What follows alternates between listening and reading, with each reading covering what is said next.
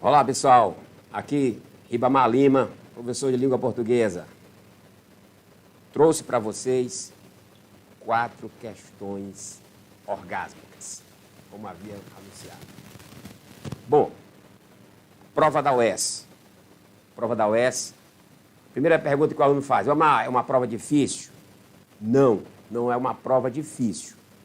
Ela é uma prova bem elaborada. São questões muito bem elaboradas.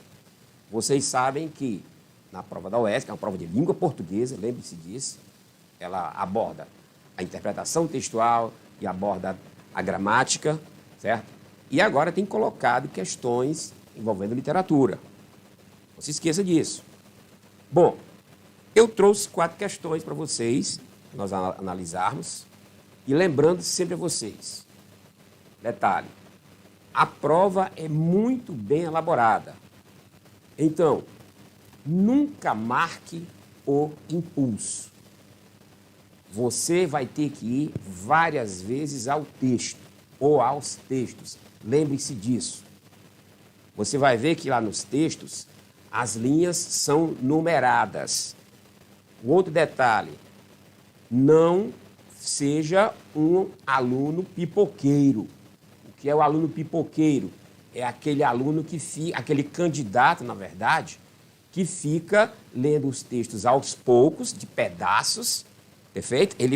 Primeiro ele vai lá para as questões, aí ele vê linha tal, aí ele vai lá, em vez de ler o texto na íntegra. Não faça isso. Leia os textos na íntegra e só depois vá resolver as questões. Perfeito? Bom, recado dado. Pessoal, eu trouxe aqui 4 questões, como já lhes disse, orgásmicas. Bom, texto 1. Uma passagem da Bíblia. Pai, se queres, afasta de mim este cálice. Contudo, não a minha vontade, mas a tua seja feita. Passagem da Bíblia, certo? E no texto 2 nós temos aqui: Pai, afasta de mim esse cálice. Pai, afasta de mim esse cálice. Pai, afasta de mim esse cálice de vinho tinto de sangue. Como beber dessa bebida amarga, tragar a dor, engolir a labuta. Mesmo calada a boca resta o peito, silêncio na cidade não se escuta. De que me vale ser filho da santa? Melhor seria ser filho da outra. Outra realidade menos morta, tanta mentira, tanta força bruta. Chico Buarque, certo?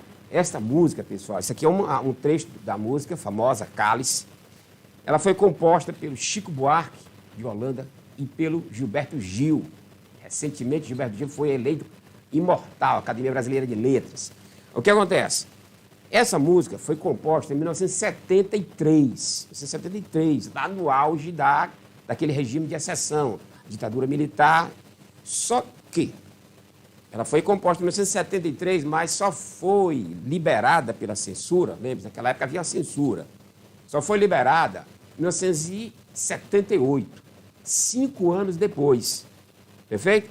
E por quê? Era um protesto contra aquele tipo de opressão que havia lá naquela época. Foi uma crítica social, certo? Então o pessoal segurou a música e só depois que liberou em 1978. Bom, o que eu fiz para vocês? É o seguinte. Primeira questão envolve um detalhe. Ele diz aqui: a intertextualidade é um dos fatores responsáveis pela construção de sentidos de um texto. Intertextualidade. Ela é percebida quando um texto faz remissão a outro ou a outros, já produzido ou já produzidos, e que fazem parte da memória dos leitores, por serem reconhecidos na literatura. Um detalhe importante.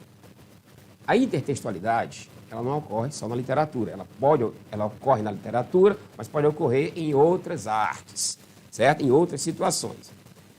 Para que haja intertextualidade, basta que um texto faça remissão a outro. Ou seja, você está lendo aqui um texto ou vendo alguma situação e aquilo te leva para uma outra situação já existente. Isso é intertextualidade. Detalhe importante, pessoal. A intertextualidade, quando ele diz bem aqui, ó, é um dos fatores responsáveis pela construção de sentidos de um texto. O que acontece é o seguinte: existem os chamados fatores da textualidade. Os fatores da textualidade. Não se esqueça, a UES tem abordado nos últimos vestibulares os fatores da textualidade. O que é isso? É o seguinte, vamos traduzir bem simples. Um texto não pode ser um amontoado de frases. Certo? Você não pode pegar várias frases e jogar e você vai ter um texto. Não é assim. Existem fatores que formam a chamada... são os fatores da textualidade. Veja bem, a intertextualidade é um desses fatores. Perfeito? Mas nós vamos ter ainda a aceitabilidade, certo? A aceitabilidade. Nós vamos ter ainda a intencionalidade. Nós vamos ter a própria intertextualidade. Nós vamos ter coesão. Nós vamos ter coerência. Nós vamos ter a informatividade. Nós vamos ter ainda a situacionalidade. Dê uma olhada lá, que eu sei que vocês já estudaram isso. Esses fatores são muito importantes. A UES tem abordado nos últimos 3 vestibulares, certo? Os fatores da textualidade. No caso da intertextualidade, a intertextualidade, com certeza, é o mais famoso. E a intertextualidade, pessoal, é um poderoso recurso estilístico. Perfeito? Vamos lá. Aí ele pede aqui, olha só.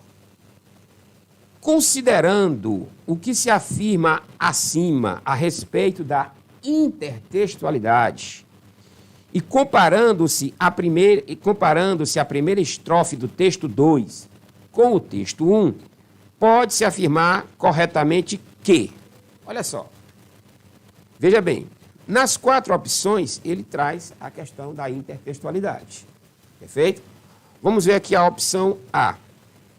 Ocorre intertextualidade, mas apenas quanto aos elementos morfossintáticos da frase atribuída a Jesus.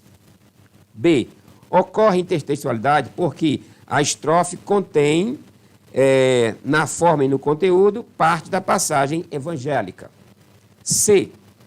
Não há intertextualidade porque na estrofe não há menção ao sentido condicional presente na primeira frase atribuída a Jesus. Pessoal, esse sentido condicional de que ele fala aí é justamente quando ele diz: Pai, se queres, né? Há uma condição aí, perfeito? Bom, mas o que acontece? Vamos lá. E na letra D de dado, ele diz o seguinte: não há intertextualidade porque a estrofe transforma semanticamente a passagem evangélica, dando-lhe uma conotação política. Não é nada disso. Aqui, nós vamos marcar a letra B de boa prova. B de boa prova. Agora vamos dizer o seguinte. Pessoal, quando ele diz ocorre intertextualidade, mas apenas quanto aos elementos morfossintáticos da frase... Veja bem, a intertextualidade, a regra é clara. A intertextualidade ocorre a partir do momento em que, ao ler um texto, aquela leitura te leva para outro, te faz lembrar outro. Isso é intertextualidade.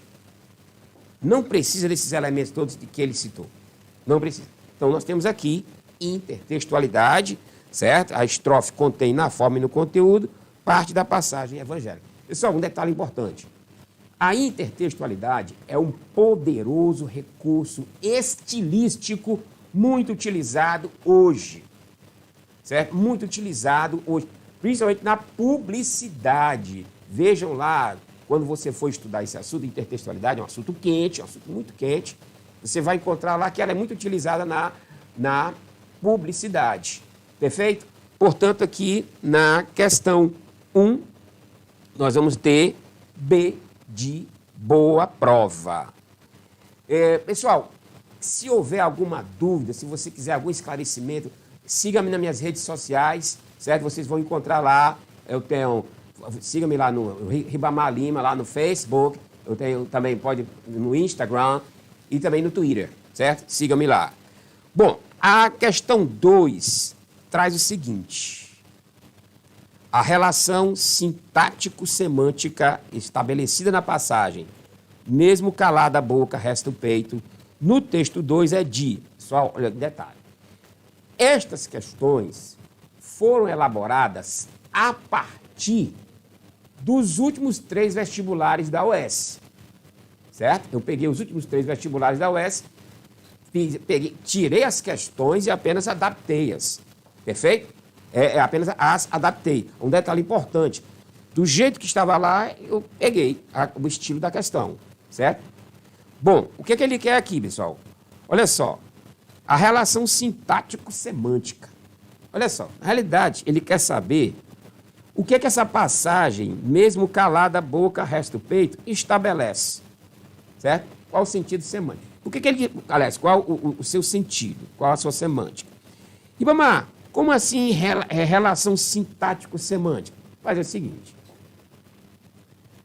A sintaxe, certo? A sintaxe, quando falamos em sintaxe, você não pode pensar só em sujeito, predicado, objeto direto, não. A sintaxe, ela trata das relações que as orações, as frases, os termos estabelecem dentro de um contexto. Isso é análise sintática, isso é sintaxe. Então, quando ele diz aqui a relação sintático-semântica, diz respeito a isso. O que é que essa passagem aqui estabelece em relação aos outros? Em relação ao texto. Perfeito? Nada, ele quer saber o que acontece. Quando ele diz aqui, ó, mesmo calada a boca resta o peito, aí eu tenho aqui, ó, mesmo calada, eu posso imaginar o seguinte, pessoal, ainda que, ou mesmo que estivesse calada, né, resta o peito. Ou, mesmo que esteja calada, resta o peito.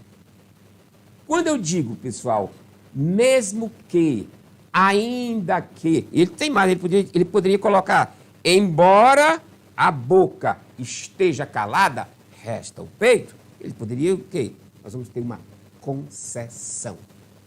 Vamos lá, que história, o que quer dizer concessão? Vamos lá, pessoal, concessão aqui significa o quê? Concessão é um tipo de oposição, é um tipo, perfeito? É um tipo de oposição. Aí o que acontece? Aquelas famigeradas, as famosas orações subordinadas, adverbiais, concessivas, certo? Você observou que a comissão não pediu o nome da oração. Pode pedir, mas não pediu. Ela pediu o que ela estabelece. O seu valor semântico. Ou, como ele quis, a relação sintático-semântica. Então, observem isso. Tudo bem? E aqui, pessoal, quando ele diz, mesmo calada a boca, resta o peito, o silêncio na cidade, ele quer dizer que, ainda que tapassem minha boca, restaria o meu peito, restaria a minha filosofia, o meu pensamento. Ó. Done. Portanto, você vai marcar aqui C.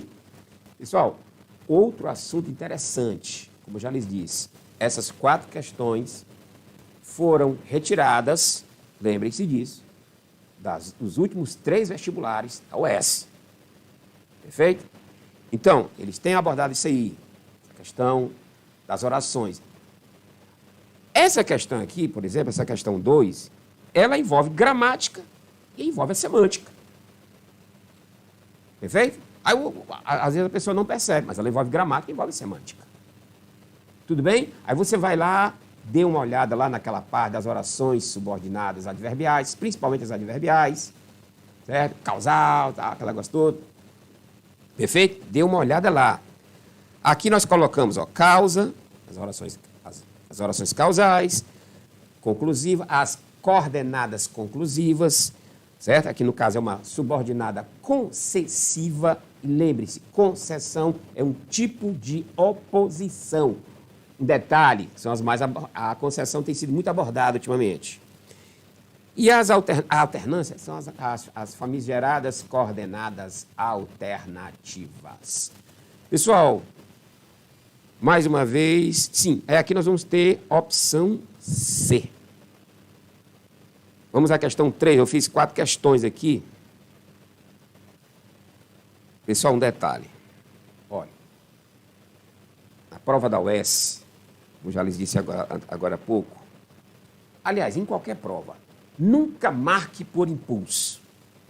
Nunca marque por impulso. Perfeito?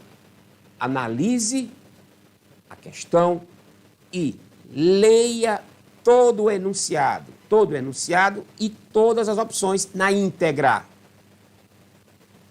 Certo? Por quê, irmão? Porque tem ocorrido o seguinte. A primeira parte da opção está correta. Mas a segunda parte da mesma opção já torna a opção errada. Você vai pegar os apressadinhos. Então, dê uma lida, leiam na íntegra cada opção. Mais um detalhe. Você vai ter que ir várias vezes ao texto. Por isso que você vai, ou aos textos. Por isso que você vai encontrar, cada linha do texto vai estar numerada. E tem mais, a numeração é contínua.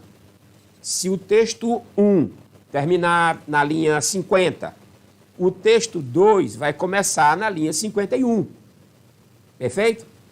Isso é para eles terem mais liberdade para fazer a abordagem que eles quiserem. Bom, outro assunto muito abordado nos últimos 3 vestibulares. Gênero textual e tipologia textual. Você não pode confundir. Não pode confundir. Perfeito? Existe a tipologia textual e existem os gêneros textuais. Vamos lá, que história é essa? Simples. Na tipologia textual, o que é que eu vou ter? Eu vou ter o seguinte, dependendo do objetivo do interlocutor, eu vou ter um tipo de texto. Perfeito? Nós vamos ter o quê? Nós vamos ter texto narrativo, descritivo, dissertativo, também chamado de argumentativo. A UES, na prova de 2020.2, se não me engano, ela colocou como argumentativo. Então, pode ser dissertativo ou argumentativo. O expositivo e o injuntivo. Não se esqueça. Narrativo, descritivo, argumentativo ou dissertativo, expositivo e injuntivo. Tipologia. Tipologia. Perfeito? Agora, e os gêneros, Ribamar? Gêneros eu vou ter mais, vou ter muitos gêneros. Certo? Muitos gêneros. Por exemplo, o conto, a crônica, certo? Carta, são gêneros textuais. Perfeito? São gêneros textuais. Gêneros tradicionais. Mas, trazendo para os dias de hoje, você sabia que quando você envia uma mensagem via WhatsApp, você tem um gênero textual? Ali há um gênero textual? Ou quando você dá uma tuitada, ali há um gênero textual? Perfeito? Vai depender do objetivo da mensagem. Então lembre-se, um e-mail. Quando você envia um e-mail, ali está um gênero textual. Perfeito? Então, tipologia textual é um, gênero textual é outro. Perfeito? Embora os gêneros textuais estejam lá na tipologia. Olha o que acontece aqui. A UES já abordou questões assim.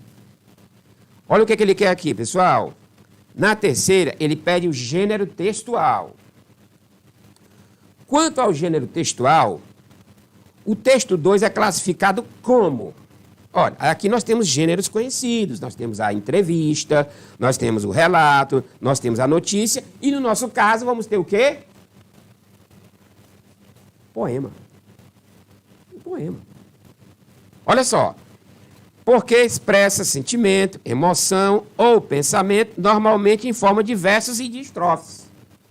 Isso é um poema. Perfeito? Então, aqui é um gênero textual. Gênero textual, poema. Gênero textual, notícia. Gênero textual, relato. Gênero textual, entrevista. Gênero textual, e-mail. Mas a tipologia são aqueles 5. Acredito que esse pessoal vai cair, vai estar na prova. Certo? Bom, vamos à questão... Sim, aí na nossa questão 3, vamos ter de dedicação. Certo? De dedicação. Perfeito? Bom, e vamos à última questão, pessoal, uma questão aqui de gramática. Pessoal, a prova da UES é uma prova de língua portuguesa. Cai de gramática também. Pouco, mas tem. Aí o que acontece é o seguinte, o que nós vamos fazer aqui?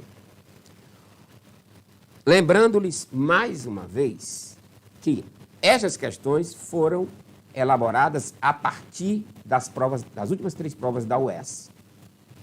Certo? Então, eu tenho certeza que na hora que vocês abrirem a prova de língua portuguesa, vocês vão se lembrar do Ribamar Lima. Perfeito? Tenho certeza. Certo? Não vou dizer certeza absoluta, porque certeza absoluta é uma redundância. Desculpa. Vamos à questão 4. Observe a estrutura sintática dos textos e atente para as seguintes afirmações. Pessoal, estrutura sintática, aqui é uma questão de sintaxe. Perfeito? Olha lá. Os verbos querer, queres, texto 1, e afastar, afasta, texto 2, apresentam o mesmo sujeito, o substantivo pai. Pessoal, isso aqui está falso. Isso aqui está falso. Vamos ver por quê, vamos lá. Lá, no texto 1, ele diz, pai, se queres, afasta de mim este cálice. Detalhe. Na última prova, na penúltima prova da UES, caiu uma questão sobre sujeito. Certo? Aquele texto diáspora, os tribalistas, eles abordaram uma questão inteira sobre sujeito. Certo? O que você tem que ver é o seguinte. Todo verbo tem um sujeito. Vou fazer uma afirmação agora que o pessoal vai... O Twitter aí vai bombar hoje. Lembre-se, todo verbo tem um sujeito. Mas como assim? E a oração sem sujeito? E a oração sem sujeito, meu irmão? Calma. Todo verbo tem que ter um sujeito. O sujeito é justamente aquele termo que flexiona o verbo. Perfeito? O verbo vai concordar com o sujeito. Tá? Vamos lá. E naquelas orações sem sujeito, como é que história... Rapaz, ali o sujeito é inexistente.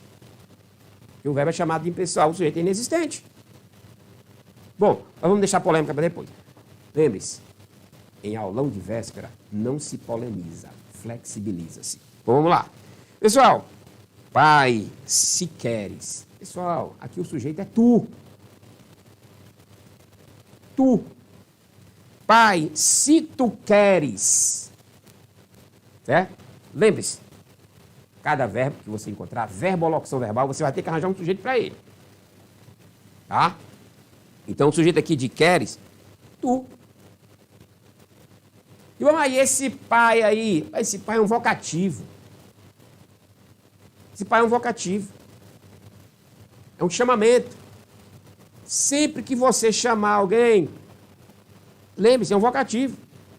Quando você está estudando aí você diz, mãe, por favor, traga-me um suco. Mãe, por favor. Esse mãe é um vocativo. Certo? Um vocativo, um chamamento. Você vai ter que sempre separá-lo por vírgula. Perfeito? Sempre que você fizer isso. quando você está mandando mensagem pelo WhatsApp ou pelo Telegram ou outro qualquer, sempre que você chamar alguém, você vai colocar vírgula, é um chamamento, um vocativo. Né? Aí, pessoal, voltando aqui. E afasta, no texto 2, apresenta o mesmo sujeito substantivo. Não. Ó, em afasta, pai, afasta de mim esse cálice. O pai, de novo, é um vocativo. O sujeito aqui é afasta tu. Está implícito. Certo? Está implícito. Então, pai é um vocativo, não é sujeito. Portanto, na afirmação 1, está errada. Tudo bem? Vamos à seguinte. Considerando dessa bebida amarga, texto 2, como um complemento verbal, é correto afirmar que a referida expressão tem sentido partitivo. Muito bem. Pessoal, vejam que o eu lírico diz como beber dessa bebida amarga. Pessoal, originalmente o verbo beber é VTD, transitivo direto. Você bebe alguma coisa. Você bebe um suco, você bebe uma água. Certo? E aí vai. Aí o que acontece? Quando ele diz como beber dessa bebida amarga, ele quer dizer que ele não vai beber toda a bebida. Ele vai beber uma parte da bebida. É o que nós chamamos de sentido partitivo. Certo? É o sentido partitivo. Se ele dissesse beber essa bebida, estaria sentido total. Daria a ideia de totalidade. Perfeito? Então aqui, quando ele diz como beber dessa bebida amarga, nós vamos ter o quê, pessoal? Já que o verbo aqui está como transitivo direto, aí você diz, mas e essa preposição aí, dessa bebida amarga? Rapaz, isso é o que nós chamamos, tecnicamente, de objeto direto preposicionado. Certo? Tecnicamente é um objeto direto preposicionado. Lembrem-se, com exceção do sujeito, atenção, outra bomba aqui que eu vou estourar, que o pessoal vai ficar... Com exceção do sujeito, qualquer termo pode vir preposicionado. Com exceção do sujeito. Lembre-se disso. Qualquer termo pode vir preposicionado. Por isso que existe o objeto direto preposicionado. É o caso aqui. E, como ele pede aqui, pessoal, sempre levando para a questão semântica, né? É correto afirmar que a referida expressão tem sentido partitivo. Olha, pessoal, um detalhe importantíssimo. Né? Na prova da UES, você vai encontrar lá umas questões psicopatas. Que história de questão psicopata? A questão psicopata é aquela questão que te induz, que te leva para uma resposta, e quando tu vais ver, não é aquela resposta. Você tem que ter cuidado. E tem que ter cuidado também, você tem que ler mais uma vez a opção na íntegra, nada de pela metade, nada. Não seja um pipoqueiro. Bom, então, como um complemento verbal, é correto afirmar que a referida expressão tem sentido partitivo. Verdade, uma parte. Ele está dizendo que vai beber uma parte da bebida, e não a bebida toda. Falando em sujeito, pessoal, analisando-se a seguinte passagem, melhor seria ser filho da outra. Pode-se afirmar que a oração grifada apresenta sujeito cívico. Mas é um detalhe importante. Nesta canção, o Chico Buarque e o Gil, eles tentaram fugir da censura, né? Então, olha só. Quando ele diz, silêncio na cidade não se escuta, de que me vale ser filho da santa, melhor seria ser filho da... Você sabe o que é. Como ele não podia botar, como ele não podia colocar, o que ele fez? Filho da outra. Porque se ele colocasse essa palavra com 4 letras, que você está imaginando, que você está sabendo aí é que não passaria mesmo, certo? Então, isso é só um lembrete. Voltando aqui. Analisando-se a seguinte passagem, para encerrarmos aqui a nossa participação. Mais uma vez, se você tiver dúvida, pode me seguir nas minhas redes sociais, eu vou estar de plantão hoje, certo? Pergunte o que você quiser, tá certo? Bom, vamos lá. Analisando-se a seguinte passagem, melhor seria ser filho da outra. Pode-se afirmar que a oração grifada apresenta o sujeito simples? Sim. Sim. Como eles dizem, todo verbo tem que ter um sujeito. Todo verbo tem que ter um sujeito. Olha o que acontece. Melhor seria ser filho da outra. O sujeito dessa oração que está grifada é a outra oração. É a outra oração. O que nós temos aí, ser filho da outra, pessoal, nada mais é do que aquela famosa oração subordinada, subjetiva, certo? No caso aqui, reduzida de infinitivo. Mas, Ribamar, como é que eu vou saber? Olha, eu vou lhe dar aqui uma dica que todo professor, quando vai explicar essa matéria, explica. Aquele famoso bisuzinho de trocar a oração por isto. Você sabe que as orações substantivas, elas podem ser trocadas por isto. Certo? Podem. Como assim, Ribamar? Olha, quando eu digo melhor seria ser filho da outra, eu posso colocar melhor seria, já que eu não posso ouvi-los, eu vou responder eles. Melhor seria isto. Isto. Aí, você coloca na ordem direta e você vai ter o quê? Isto seria melhor. E a função sintática do isto, sujeito. Portanto, quando ele diz que pode-se afirmar que a oração grifada apresenta sujeito simples, sim. O sujeito simples dela é isto. Tudo bem? Pessoal, aqui nós vamos ter o seguinte. As afirmativas 2 e 3. Portanto, vamos marcar C de Carolina, em homenagem à grande musa do grande Machado de Assis. É isso. E mais uma vez, pessoal, desejar uma boa prova a vocês seria até redundante da minha parte. Desejo que vocês, simplesmente, vocês já são universitários. Lembre-se disso. Forte abraço e até a próxima.